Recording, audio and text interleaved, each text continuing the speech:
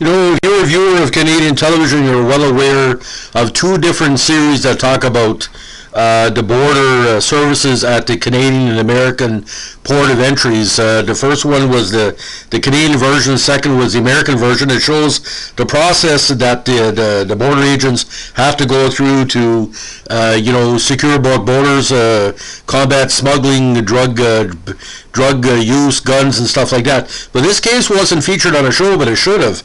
It's probably one of the weirdest smuggling cases in Canadian history because it didn't involve human beings. It involved leeches. Now, the idea of this situation came about because allegedly in Canada there's a big market for medicinal leeches. Now, in October of 2018, a man who claimed he was from Niagara Falls, Ontario, was caught smuggling 4,788 live medicinal leeches in his carry-on luggage.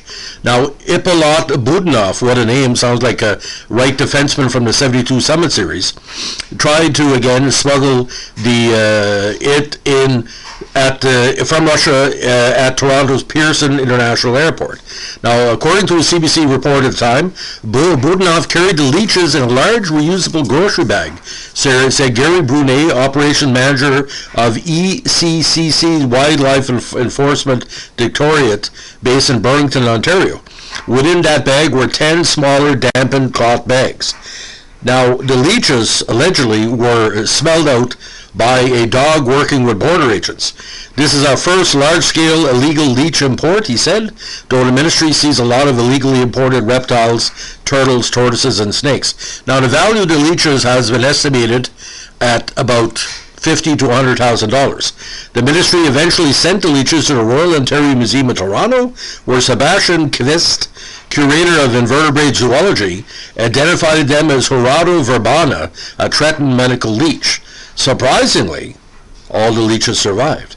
Now, Russia to Canada, it's a long flight. Maybe the warmth of that, and like leeches can live in various natural climes.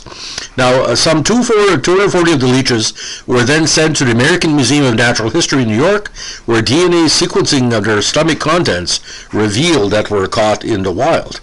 Now, eventually, the smuggler was convicted and got a $15,000 fine. Now, according to the report, people have been harvesting the breed for medicinal purposes since medieval times, Kvist said. New Age medicine practitioners use them for everything from lessening arthritis pain to preventing baldness, he said, although there's no scientific proof that this works. Don't know how leeches can cure baldness, but the only proven use of leeches in medicine, he said, to stimulate blood flow in reattached fingers and toes. In some cases, they also deter strokes. Medicinal leeches sold for between, at the time, $8 and $20 per leech. This was 2019 numbers. I've never seen the value of leeches on the world stage, but it's probably in that range. Not only are the leeches threatened and unregulated, but they're invasive species too. Kvist said some leech populations, inclusive to Europe, have been found in Alberta because people drop them in local lakes when they're done with them, sort of like the goldfish drops you see in New Brunswick all the time. Now, Budanov pleaded guilty on May 24th of 2019 to violating the Wild Animal and Plant Protection and Regulation of International Interprovincial Trade Act.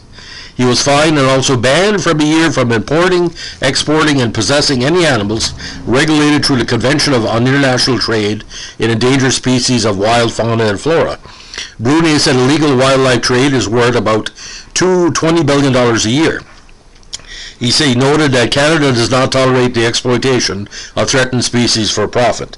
Now, again, caught in the wild, which means that if you know the popularity of this, probably Russia was very waterlogged rivers and lakes. So now the article was written by a very, very good reporter, Samantha Craigs, who is based in Hamilton, and she normally covers Hamilton City Hall. So she's used to covering leeches because she covers Hamilton. If anybody knows Hamilton, the two big things in Hamilton, of course, is mafia and corruption, and she covers City Hall and illegal leeches. So Samantha Craigs, you get our great journalist, of the year 2019, in my opinion, because you wrote this article with a straight face, even though I couldn't narrate it with a straight face. So, by the way, if you're at an airport in Charlotte, Moncton, Halifax, Frankton, St. John, and you see a nervous Russian with a bag, a couple of garbage bags, and he sounds like a hockey player, Budnov. Warning, it could be leeches. Ladies and gentlemen, this is our latest in our True Crime podcast on our channel. If you like what you're doing, give us a like, comment, or subscribe. By the way, the goal for the short term for the channel, we have passed 444,000 clicks.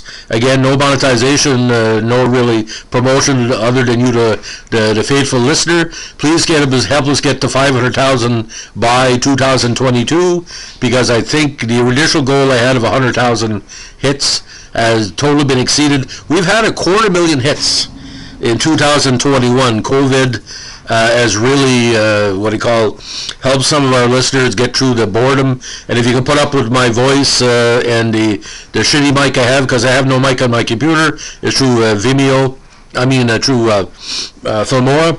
I appreciate it. It's not me. Last power outage we had in New Brunswick burned down the mic on my computer, and I'm on a limited budget here. So anybody wants to get me a mic, let me know. You can send a free one to me. But like I said, I can't give you a tax receipt, so I'm not going to. I'm not going to beg. If you got a second-hand mic, you can send me. That'd be great, because I've tried it on mics and it doesn't really work, as we know. Anyway, ladies and gentlemen, thanks for listening. Like, comment, and subscribe. And don't forget, requests are always appreciated and sometimes accepted, but always tolerated. Thanks for listening. Bye.